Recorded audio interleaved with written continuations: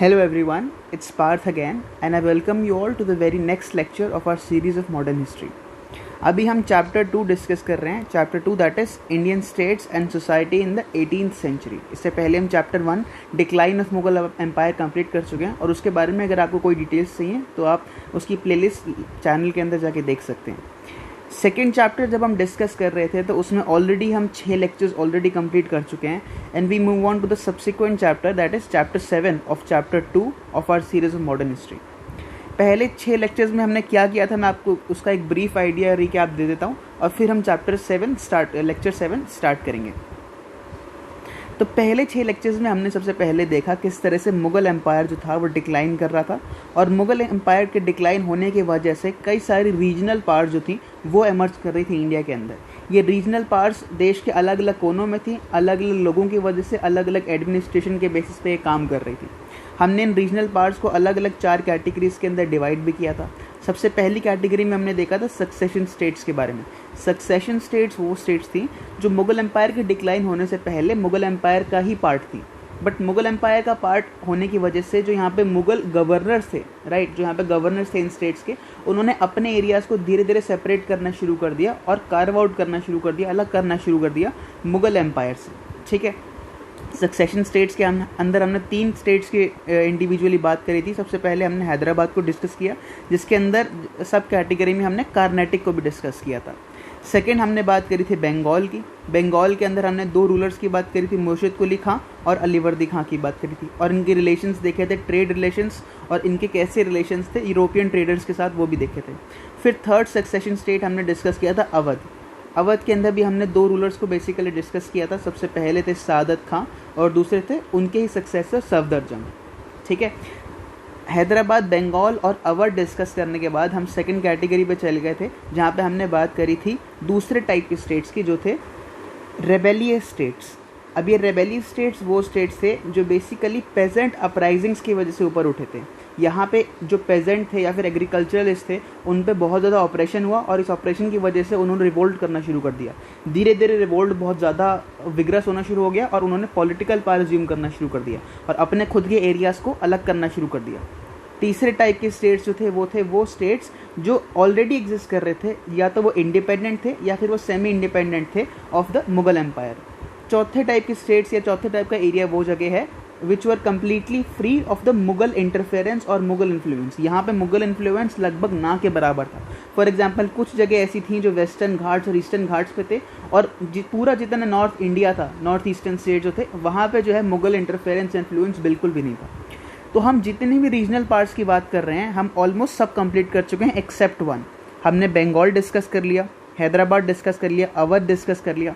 उसके बाद जब हम रेबेलियस स्टेट्स की बात कर रहे थे, ये तो सक्सेशन स्टेट्स हो गई, जब हम रेबेलियस स्टेट्स की बात कर रहे थे तो हमने 6 को भी डिस्कस कर लिया. 6 के साथ हमने जाट्स को डिस्कस कर लिया.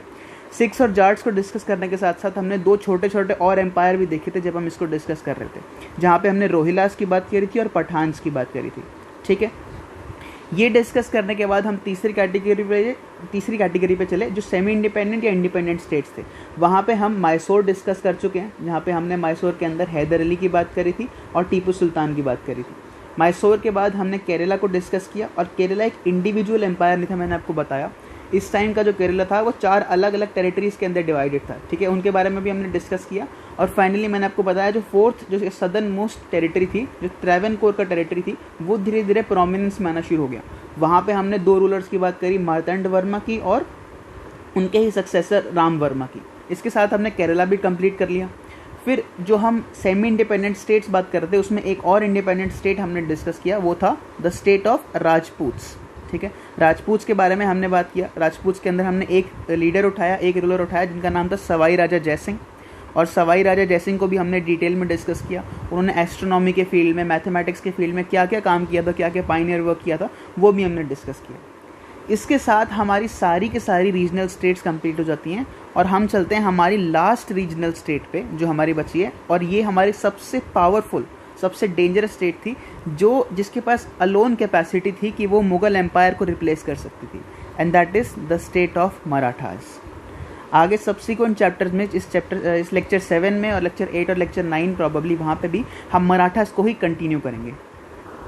तो यहाँ पे हम बात करने वाले हैं मराठा एम्पायर की सबसे पहले राइज की, और धीरे धीरे किस तरह से वो राइज होता है, और फाइनली मराठा एम्पायर के फॉल की भी बात करेंगे कि अगर वो इतना राइज हो गया तो क्यों वो ईस्ट इंडिया कंपनी को हरा नहीं पाया, क्यों वो मुगल एम्पायर की लेगेसी को आगे कंटिन्यू नहीं कर पाया, ठीक है, किस तरह से वो डिवाइड होते गए मराठा सरदार, और फाइनली मराठा पार्ट जो थी वो डिवाइड होते होते फॉल करनी शुरू हो गई, ठीक है। ये हम सब डिस्कस करेंगे इन सब्सिक्वेंट लेक्चर्स के अंदर, राइट। तो मराठास को अब हम स्टार्ट करते हैं। अगर हम मराठा एम्पायर की बात करें या मराठा किंगडम की बात करें तो वो स्टार्ट होता है सबसे पहले एक छोटे से किंगडम से जो महाराष्ट्र के अंदर सिचुएटेड है, ठीक है। महाराष्ट्र के अंदर जो मराठा एम्पायर था उसकी 2 सीट ऑफ पावर इस समय इंपॉर्टेंट थी। सबसे पहले एक सीट ऑफ पावर थी जहाँ पे राजा खुद रहता था या किंग खुद रहता था, वो सीट थी सतारा की। कहाँ की? सतारा की। यहाँ पे राजा खुद रहता था। और किंग का जो इस टाइम पे मोस्ट ट्रस्टेड नोबल होता था, जिसको हम यहाँ पे सरदार कह सकते थे, या जिसका बाद में नाम जो है पेशवा नाम शुरू हो गया, राइट, जिसको बाद में पेशवा कहने लगे। और पेशवा की जो गद्दी थी वो कहाँ पे थी? वो पूना के अंदर थी, ठीक है। तो 2 सीट ऑफ पावर इस टाइम पे महाराष्ट्र के अंदर या मराठा किंगडम के अंदर थी। एक सतारा जहाँ पे राजा खुद रहता था, और उसके बाद जो उसका सरदार होता था या फिर जो पेशवा होता था उसका मोस्ट ट्रस्टेड नोबल राजा का, वो पूना के अंदर बैठता था। तो ये 2 सीट ऑफ पावर इस टाइम पे इंपॉर्टेंट थी। इसके अलावा भी कई सारे एम्पायर के अलग अलग रीजन्स में या और इंडिया के अंदर और फैले हुए मराठा सरदार से, उनको भी हम डिस्कस करेंगे। मराठास की अगर हम बात करें तो सबसे पहला पॉइंट हमको ये पता लगता है that Marathas were the biggest challenge to Mughal empire. Mughal empire को अगर सबसे ज़्यादा, या मुगल पावर को सबसे ज़्यादा चैलेंज किसने किया, या फिर उसको डिकेइंग मुगल एम्पायर को सबसे ज़्यादा चैलेंज पोज किसने किया, वो थे मराठास, ठीक है। दूसरा पॉइंट हमको ये देखने को मिलता है that they were the most powerful of the succession states, right. जितनी भी सक्सेशन स्टेट्स अभी तक हमने डिस्कस करी हैं, चाहे वो राजपूत हो, बंगाल हो, अवध हो, हैदराबाद हो, चाहे वो कितने भी फ्लरिश करें, बट मराठास के कंपैरिजन में उनकी पावर इस टाइम पे कुछ भी नहीं थी। ऑब्वियसली इस टाइम पे सबसे ज़्यादा मुगल एम्पायर सबसे स्ट्रॉन्ग था इन सब में से, बट उनके डिक्लाइन के बाद जो रीजनल स्टेट सबसे ज़्यादा फ्लरिश करी, या जो सबसे ज़्यादा जिसने अपने आप को मिलिटरली स्ट्रॉन्ग किया, वो कौन सी थी? द स्टेट ऑफ या द एम्पायर ऑफ मराठास, ठीक है। तो सबसे बड़ा चैलेंज थी डिक्लाइनिंग मुगल एम्पायर के लिए, और दूसरा जितनी भी रीजनल पावर्स थी उनमें सबसे ज़्यादा पावरफुल, सबसे डेंजरस जो पावर बनी वो मराठास थे, ठीक है। तीसरा हम ये कह सकते हैं that they alone possessed the strength to fill the political vacuum created by disintegration of Mughal empire. Mughal empire जब धीरे धीरे डिसइंटीग्रेट कर रहा था, तो इसके डिसइंटीग्रेशन की वजह से देश के अंदर या फिर ऑल ओवर इंडियन एम्पायर के अंदर एक पॉलिटिकल वैक्यूम क्रिएट हो गया था। जब पावर यहाँ डिक्लाइन करेगी तो किसी ना किसी के हाथ में तो जाएगी।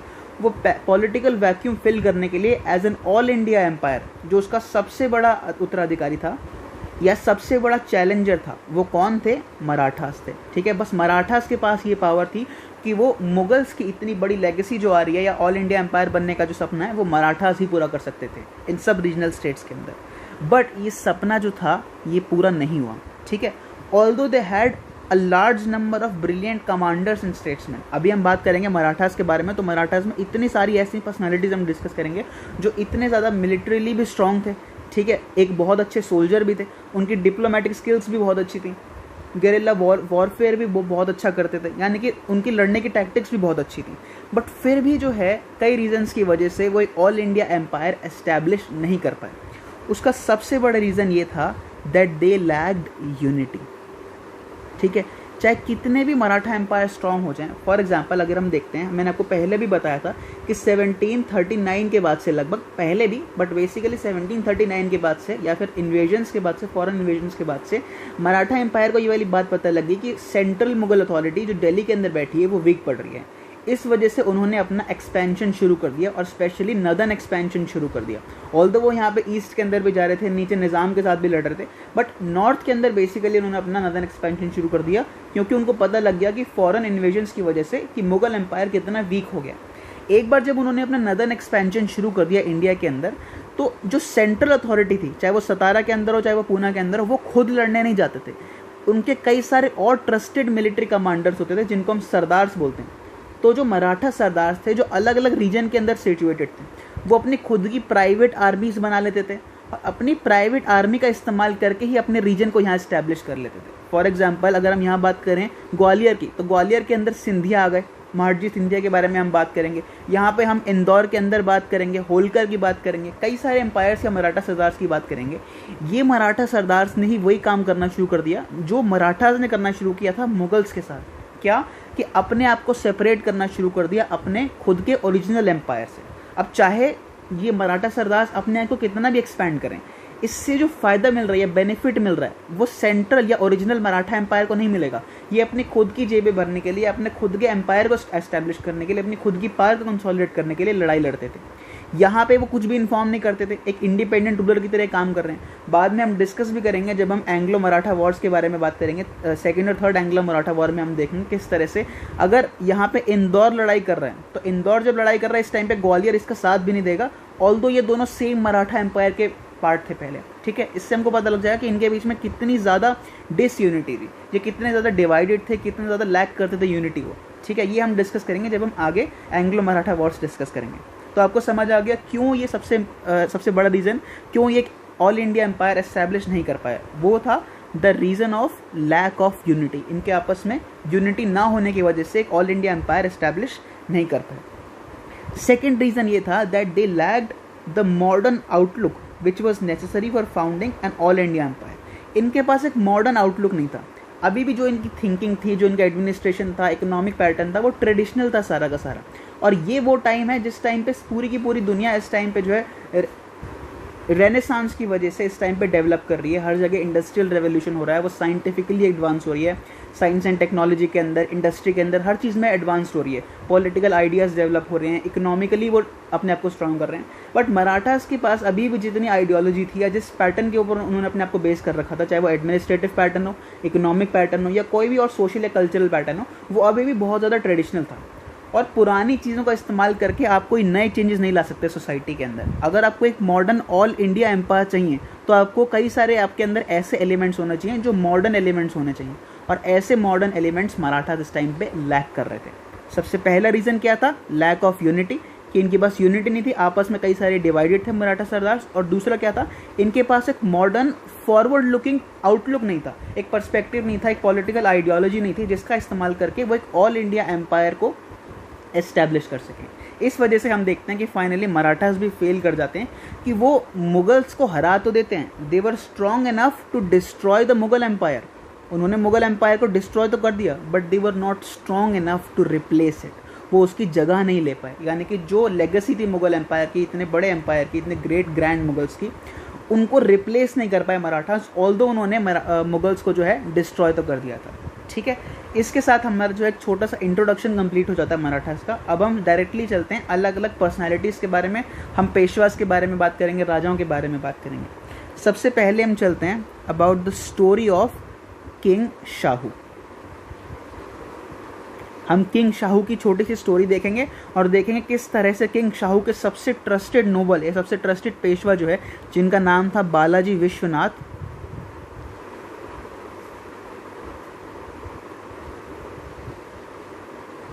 बालाजी विश्वनाथ के बारे में भी हम यहाँ बात करेंगे। बालाजी विश्वनाथ सबसे ट्रस्टेड नोबल थे, सबसे ट्रस्टेड पेशवा थे किंग शाहू के। और वो जो थे धीरे धीरे कैसे मराठा किंगडम को एक मराठा एम्पायर के अंदर बना देते हैं, ये हम पूरी प्रोसेस डिस्कस करेंगे। अगर हम किंग शाहू की बात करें तो he was the grandson of Shivaji. ठीक है, सबसे पहला पॉइंट क्या कि जो किंग शाहू थे वो शिवाजी के रियल ग्रैंडसन थे। ठीक है, दूसरा ये कि 1689 के अंदर इस टाइम पे मुगल राजा कौन है, मुगल अथॉरिटी हाईएस्ट कौन है, इस टाइम पे औरंगज़ेब बैठा है दिल्ली के अंदर। तो 1689 के अंदर औरंगज़ेब जो होता है वो शाहू को और शाहू की मदर को, ठीक है, शाहू को और शाहू की मदर को प्रिजनर बना लेते हैं मुगल अथॉरिटी का। बट हिस्टोरिकल रिकॉर्ड्स ये कहते हैं कि उन्होंने, औरंगज़ेब ने इनको जब प्रिजनर बनाया था तो शाहू को और शाहू की मदर को बहुत अच्छी तरीके से ट्रीट किया था। उनकी जितनी भी नीड्स थी, चाहे वो रिलीजियस नीड्स हो, इकोनॉमिक नीड्स हो या कोई भी और अलग तरह की नीड्स हो, उनको ढंग से केटर किया था। ठीक है, इसके बारे में हम डिस्कस नहीं करेंगे, ये बहुत ज़्यादा ओपिनियनेटेड है। तो हमने देखा किस तरह से शाहू जो थे वो शिवाजी के ग्रैंडसन थे, और 1689 में मराठा पावर को कंट्रोल करने के लिए औरंगज़ेब ने शिवाजी के पोते को यानी कि शाहू को और शाहू की मदर को प्रिजनर बना रखा था, बंदी बना रखा था दिल्ली के अंदर। तो शाहू और शाहू की जो मदर थी वो 1689 में उनको कैप्चर कर लिया था, और 1689 से लेके 1707 तक वो जो थे प्रिजनर्स की तरह रहे थे, बंदी कैद करके उनको रखा गया था दिल्ली के अंदर। 1707 के अंदर तक क्यों? क्योंकि 1707 में औरंगज़ेब की डेथ हो जाती है और औरंगज़ेब की डेथ के साथ साथ शाहू को और शाहू की जो मदर थी दोनों को रिलीज़ कर दिया जाता है। ठीक है, हमने देख लिया किस तरह से शाहू जो थे he was the grandson of Shivaji, और उसके बाद 1689 से लेके 1707 तक औरंगज़ेब ने उनको कैप्चर कर रखा था। 1707 में औरंगज़ेब की डेथ हो जाती है और शाहू की मदर जो होती हैं उनको रिलीज़ कर दिया जाता है। जब एक बार शाहू और शाहू की मदर को रिलीज़ कर दिया गया और ये रिटर्न करते हैं महाराष्ट्र के अंदर या अपने मराठा एम्पायर के अंदर, तो यहाँ पे एक सिविल वॉर छिड़ जाती है। क्यों? क्योंकि ऑलरेडी हम देखते हैं कि जब मैंने आपको बताया था कि मराठास जो थे वो बहुत ज़्यादा डिवाइडेड थे।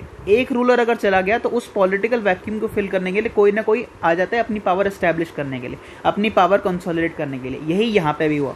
1689 के अंदर जब राजा को, यानी कि किंग शाहू जो इस टाइम पे लेजिटिमेट रूलर था, उसको जब कैप्चर कर लिया गया तो कोई ना कोई तो गद्दी पे बैठेगा, कोई ना कोई तो अब कोशिश करेगा कि मैं मराठा एम्पायर का हेड बन जाऊँ। तो ये कौन करने की कोशिश करता है? शाहू की ही जो आंट होती हैं जिनका नाम होता है ताराबाई। ठीक है, ताराबाई जो होती हैं वो कोशिश करती हैं किस तरह से मैं जो है, अब शाहू तो ऑलरेडी प्रिजनर बन चुका है और उसकी मदर भी वहाँ पे है, तो मैं अपने बेटे को, उनके बेटे का नाम था शिवाजी द सेकंड। ठीक है, उनके बेटे का नाम था शिवाजी द सेकंड, और शिवाजी द सेकंड को मैं थ्रोन पे बिठा दूंगी क्योंकि इस टाइम पे शाहू जो है वो तो प्रिजनर बना हुआ है। बट 1707 के अंदर जो है जब शाहू वापस आ जाता है तो शाहू वापस आ गया और यहाँ पे इस समय ताराबाई भी प्रेजेंट है, तो इनके बीच में जो है वो क्लैशेस शुरू हो जाते हैं और सिविल वॉर छिड़ जाता है इन दोनों के बीच में। ठीक है, मैंने आपको क्या बताया, ताराबाई जो थी वो शाहू की आंट थी और ताराबाई ने 1700 से, क्योंकि 1700 से पहले ताराबाई के जो हस्बैंड थे जिनका नाम था किंग राजा राम। ठीक है, ये राजा राम जो थे कहाँ पे रूल करते थे? ये मराठा एम्पायर के ही, फॉर एग्जांपल अगर ये हमारा मराठा एम्पायर है महाराष्ट्र का, तो इसमें सदर्न एरिया जो था, कोल्हापुर का एरिया था, इस सदर्न एरिया के अंदर राजा राम रूल करते थे। और 1700 के अंदर राजा राम की डेथ होने के बाद ये जो कोल्हापुर का रीजन था इसकी पावर किसने अज्यूम कर ली? राजा राम की जो इस टाइम पे विडो वाइफ थी जिनका नाम था ताराबाई, उनके पास ये पावर आ गई। और ताराबाई चाहती थी कि मेरा बेटा जो है, जो शिवाजी सेकंड है, वो कोल्हापुर के साथ साथ पूरे के पूरे मराठा एम्पायर के ऊपर रूल करे, क्योंकि इस टाइम पे शाहू जो है वो तो प्रिजनर बना हुआ है। बट 1707 के अंदर जैसे शाहू वापस आ जाता है अपनी मदर के साथ और यहाँ से ताराबाई को भी पोजीशन चाहिए, तो इनके बीच में लड़ाई होना शुरू हो जाता है, इनके बीच में सिविल वॉर छिड़ जाता है। ठीक है, अब इसके साथ साथ एक पैरेलल स्टोरी और चल रही होती है। यहाँ पे जिस टाइम पे ताराबाई और शाहू के बीच में लड़ाई चल रही है, उसी टाइम पे जो मराठा सरदार्स थे, ठीक है, मराठा सरदार्स का मतलब वो लोग जो मिलिट्री कमांडर्स हैं, जिनके पास कैसी पावर है? मिलिट्री पावर है। ठीक है, मिलिट्री कमांडर जो थे इस टाइम पे मराठा सरदार्स जो थे वो अपनी पावर स्ट्रेंथन करना शुरू कर देते हैं।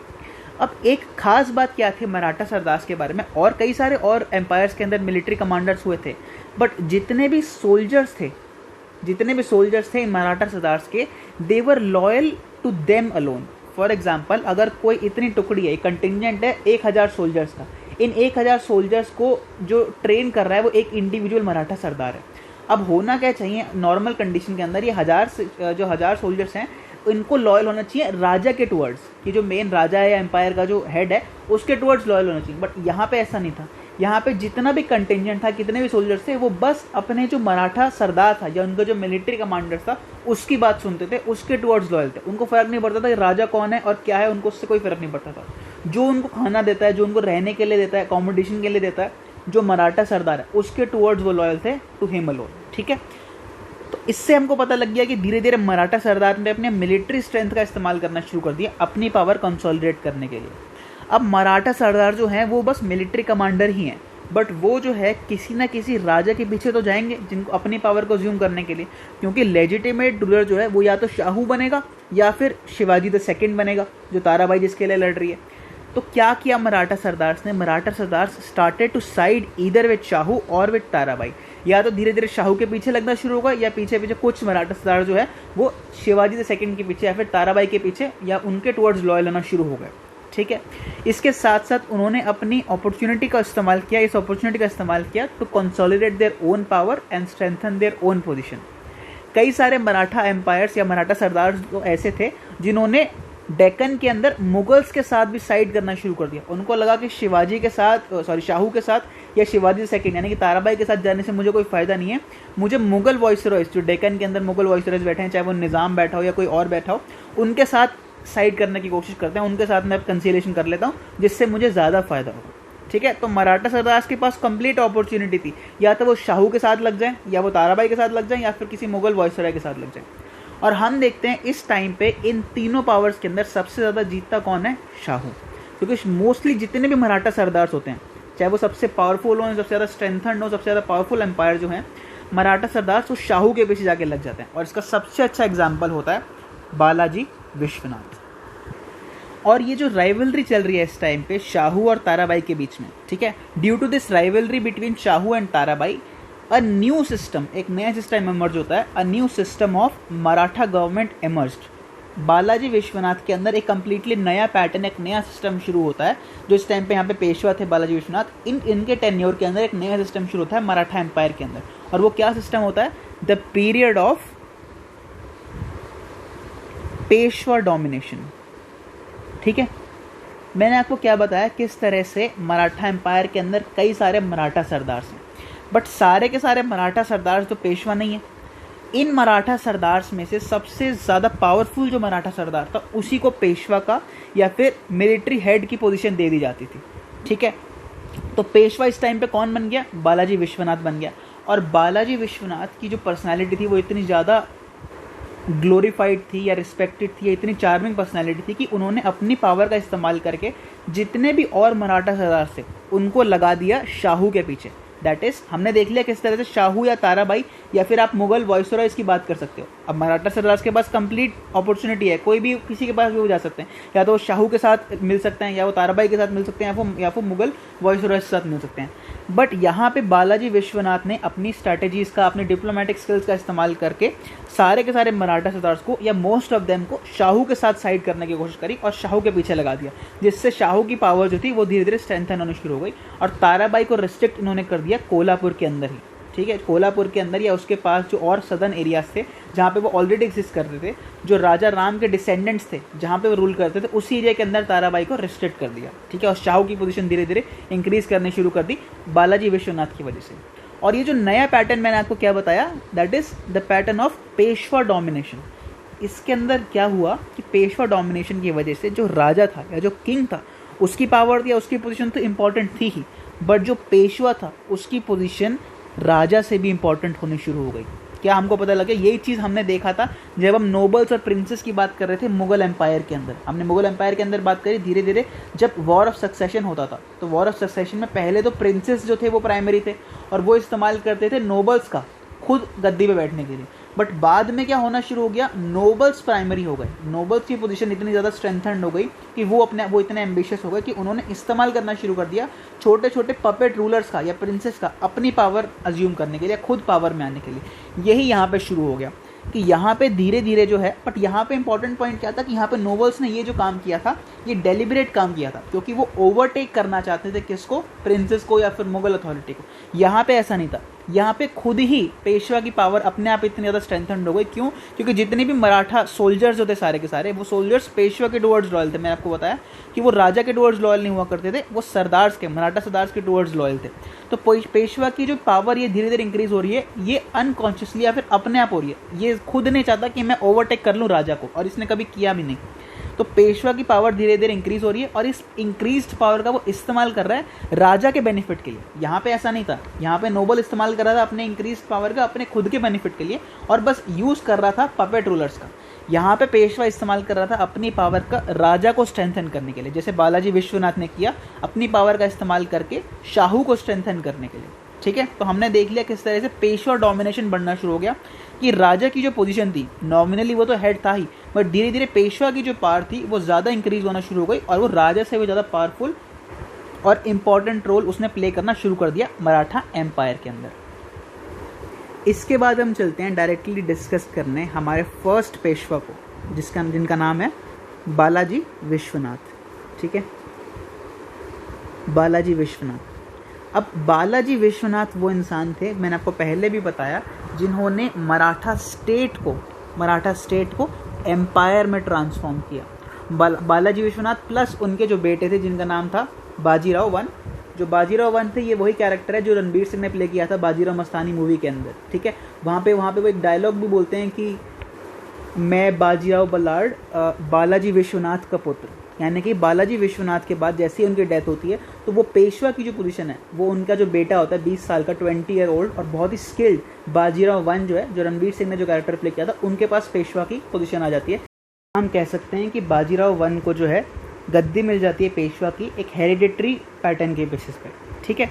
इसके बाद हमें सबसे पहले बालाजी विश्वनाथ के बारे में ये वाली बात पता होनी चाहिए कि ये वो टाइम था जिस टाइम पे एक जनरल परसेप्शन ये था कि जो भी मिलिट्री कमांडर बनेगा, चाहे वो मिलिट्री कमांडर हो चाहे वो सोल्जर हो, वो क्षत्रिय होना चाहिए। बट इसका सबसे बड़ा एक्सेप्शन क्या था? बालाजी विश्वनाथ, क्योंकि Balaji Vishwanath rather than being a Kshatriya was a born ब्राह्मण, ठीक है। वो एक ब्राह्मण फैमिली के अंदर बॉर्न हुए थे और बाय बर्थ वो जो थे एक ब्राह्मण थे। बट ब्राह्मण होने के साथ साथ उनके पास कई सारी वॉरियर स्किल्स भी थी, डिप्लोमेटिक स्किल्स भी थी, इस वजह से वो जो थे पेशवा बन गए, ठीक है। बालाजी विश्वनाथ क्या थे? By birth he was a ब्राह्मण। और धीरे धीरे हमने देखा कि सबसे पहले वो जो थे एक पेटी रेवेन्यू ऑफिसर थे, रेवेन्यू ऑफिशियल थे मराठा स्टेट के अंदर, और धीरे धीरे ही स्टेप्ड अप और धीरे धीरे उन्होंने अपनी पावर इंक्रीज करना शुरू कर दी और फाइनली वो जो है पेशवा बन जाते हैं, ठीक है। He gave loyal service to Shahu against the enemies, ठीक है। हमने देखा कि शाहू की जब हम बात करें कि शाहू को जो है लॉयल सर्विस प्रोवाइड करी बालाजी विश्वनाथ ने, और जब शाहू को सबसे ज़्यादा ज़रूरत थी मराठा सरदार्स की तो बालाजी विश्वनाथ ने अपने पोजीशन का इस्तेमाल करके जितने भी और मराठा सरदार्स थे उनको अपनी साइड ले लिया, यानी कि शाहू के साइड पे इधर ले लिया, ठीक है। He was also shrewd diplomat. Shrewd diplomat है इसका सबसे अच्छा एग्जाम्पल मैंने आपको अभी बताया, यही कि उन्होंने he won many Maratha sardars to Shahu side.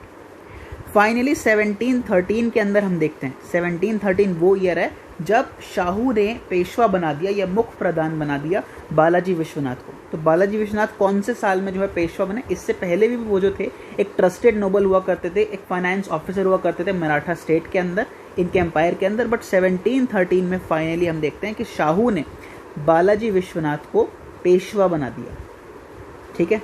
Peshwa बना दिया कहने का मतलब है या तो पेशवा हम कह सकते हैं या फिर इनका दूसरा नाम है मुख्य प्रधान।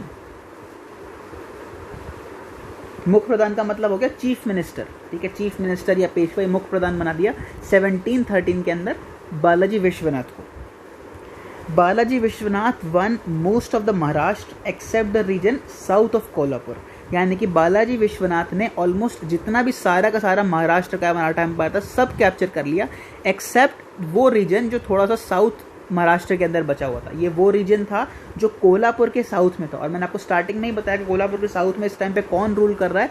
जो राजा राम के इस टाइम पे डिसेंडेंट्स हैं। राजा राम कौन? जो ताराबाई के हस्बैंड थे। मैंने आपको बताया था कि ताराबाई के हस्बैंड जो थे यानी कि राजा राम, वो 1700 में उनकी डेथ हो गई थी। और 1700 के बाद से ही ताराबाई जो थी चाहती थी कि मेरा बेटा शिवाजी द सेकेंड जो है वो मराठा गद्दी पे बैठे, और वो लीड कर रही थी एक constant struggle against the Marathas, against the Mughals. तो कोल्हापुर के साउथ में जितना भी इस टाइम पे रीजन था, उस रीजन को छोड़ के पूरा का पूरा महाराष्ट्र जो है वो ओवररन कर दिया बालाजी विश्वनाथ ने। He also consolidated Shahu's power and his own position. उन्होंने जो है शाहू की पावर को इंक्रीज करने के साथ साथ अपनी खुद की पोजीशन को भी इस टाइम पे इंक्रीज और स्ट्रेंथन करना शुरू कर दिया, ठीक है।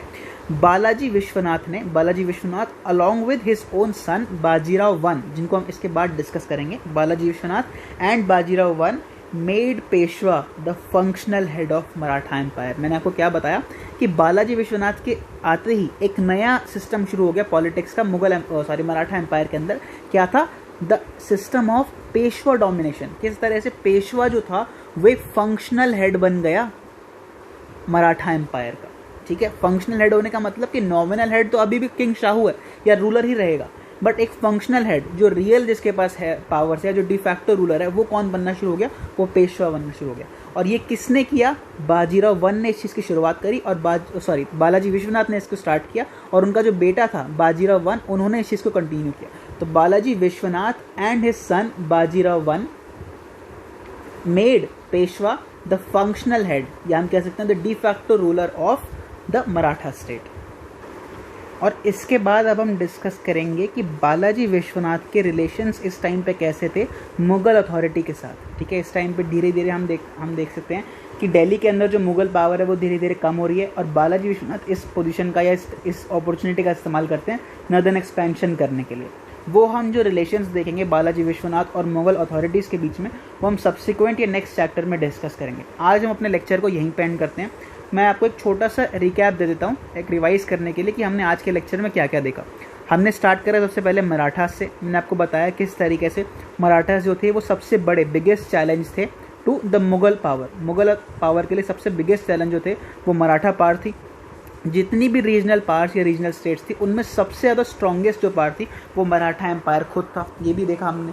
बट इतनी सारी पावरफुल या इतनी सारी अच्छी बातें होने के बाद भी वो जो है एक ऑल इंडिया एम्पायर जो है एस्टैब्लिश नहीं कर पाते, दो रीजन्स की वजह से। पहला रीज़न क्या कि उनके पास यूनिटी नहीं थी, दे लैक्ड यूनिटी। और दूसरा रीज़न क्या था? दूसरा रीज़न ये था कि उनके पास कोई मॉडर्न आउटलुक नहीं था, एक फॉरवर्ड लुकिंग आउटलुक या पर्सपेक्टिव नहीं था जिस तरीके से वो देश को या मॉडर्न इंडिया को चला सके। फिर हमने स्टार्ट किया शाहू की स्टोरी के साथ। शाहू के बारे में हमने बात करी कि 1689 के अंदर किस तरह से औरंगज़ेब ने शाहू को और शाहू की मदर को कैप्चर कर लिया। फाइनली 1707 के अंदर जब औरंगज़ेब की डेथ हो जाती है तो वो शाहू को और शाहू की मदर को जो है रिलीज़ कर देते हैं। और शाहू को रिलीज़ करने के बाद 1707 में शाहू के बीच में और उनकी आंट ताराबाई के बीच में सिविल वॉर छिड़ जाती है, क्योंकि ताराबाई चाहती है कि मेरा बेटा शिवाजी सेकंड गद्दी पे बैठे और शाहू चाहता है कि मैं एक लेजिटिमेट रूलर हूँ और मैं ही गद्दी पे बैठूंगा। तो इनके बीच में लड़ाई शुरू हो जाती है। इस लड़ाई का इस्तेमाल करते हैं मराठा सरदार्स अपनी पोजीशन को या अपनी पावर को इस्टेब्लिश करने के लिए। वो या तो इनके साथ साइड कर लेते हैं शाहू के साथ, या फिर ताराबाई के पास चले जाते हैं, या फिर कभी कभी वो जो है मुगल वाइसरॉय इसका साथ भी देना शुरू कर देते हैं अपनी खुद की पोजीशन को एस्टैब्लिश करने के लिए। इन मराठा सरदार में सबसे ज़्यादा पावरफुल होके कौन इमर्ज जाता है? बालाजी विश्वनाथ। और बालाजी विश्वनाथ किसके टुवर्ड्स लॉयल होते हैं? Towards king Shahu. और अपनी डिप्लोमेटिक स्किल्स का इस्तेमाल करके बालाजी विश्वनाथ जो है most of the Maratha sardars को शाहू के साइड ले आते हैं। फिर हमने बालाजी विश्वनाथ के बारे में भी देखा किस तरह से वो एक बॉर्न ब्राह्मण थे, ब्राह्मण फैमिली में बॉर्न हुए थे, बट फिर भी एक मिलिट्री कमांडर और पेशवा बन गए। हमने देखा किस तरह से 1713 के अंदर पेशवा बनाया बालाजी विश्वनाथ को, किसने? किंग शाहू ने। फिर मैंने आपको लास्ट में बताया किस तरह से बालाजी विश्वनाथ और उनके जो बेटे थे बाजीराव वन, इन दोनों ने मिलके किस तरह से पेशवा को एक फंक्शनल हेड बना दिया मराठा एम्पायर का। और इन्होंने ही जो है मराठा स्टेट को, जो बस महाराष्ट्र के अंदर रिस्ट्रिक्टेड था, उसको एक ऑल इंडिया एम्पायर बनाने के या फिर मराठा एम्पायर बनाने की कोशिश करी, और इसमें वो सक्सेसफुल भी रहे। ऑल्दो वो एक ऑल इंडिया एम्पायर नहीं बना पाए, बट फिर भी उन्होंने उस स्टेट को, जो एक छोटा सा स्टेट था जो बस महाराष्ट्र में रिस्ट्रिक्टेड था, उसको अलग अलग डायरेक्शन में, खासकर नदर्न एक्सपेंशन में एक्सपेंड करते करते मराठा एम्पायर बना दिया। इसके बाद मैंने आपको बताया कि फाइनली हम रिलेशंस की बात करेंगे, किस तरह से मराठास के रिलेशंस थे, खासकर बालाजी विश्वनाथ के जो रिलेशंस थे किसके साथ? मुग़ल अथॉरिटीज़ के साथ। इस टाइम पे हम देखते हैं कि 1713 में बालाजी विश्वनाथ जो है वो बन जाते हैं यहाँ पे पेशवा, और 1713 में यहाँ पे फारुख सियार राजा होता है और सैयद ब्रदर्स के हाथ में सारी की सारी पावर होती है। तो सैयद ब्रदर्स के बीच में और बालाजी विश्वनाथ के बीच में क्या रिलेशंस थे वो हम नेक्स्ट लेक्चर में आगे डिस्कस करेंगे। If you like the lecture then give it a thumbs up and subscribe to the channel. Till then, thank you and have a nice day.